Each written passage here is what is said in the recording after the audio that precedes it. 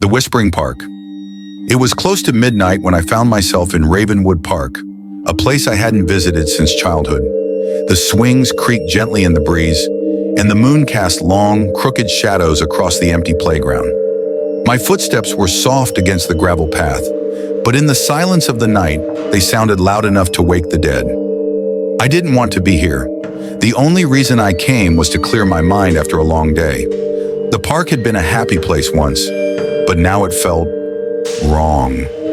The air was heavy, the kind of stillness that makes your skin prickle. I tugged my jacket tighter around me and walked faster. Then I heard it, a whisper, faint and just behind me. "Come play." I froze, my breath caught in my throat. Slowly I turned around. Nothing.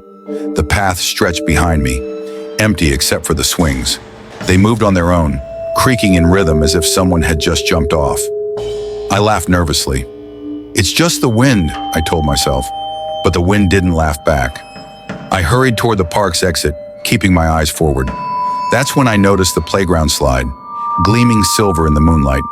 A shape at the top caught my attention. A figure crouched in the shadows, its back to me. My heart stopped. It didn't move. It didn't breathe.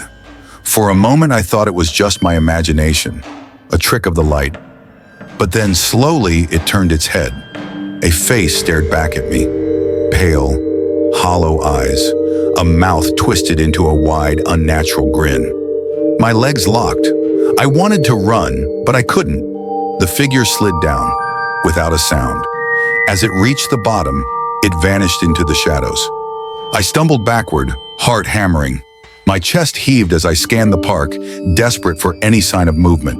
The playground was empty. The swings hung still. The slide stood silent. A giggle drifted through the air. I spun around, eyes wild. "Who's there?" I shouted. My voice echoed, fading into the trees. The whisper came again, closer this time. "Come play. Forever." A sharp, icy hand gripped my shoulder. I screamed, tearing away as I bolted for the exit. Gravel crunched beneath my feet as I ran faster than I ever had before. The gate was just ahead.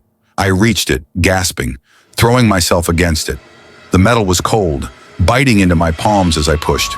It wouldn't budge. "Stay with us." The voices surrounded me now, children's laughter, giggles, and whispers all blending together in a haunting chorus. I turned back one last time. They were everywhere, small figures with hollow eyes and toothy grins. The swings, the slide, the monkey bars. They all watched me, and they were getting closer.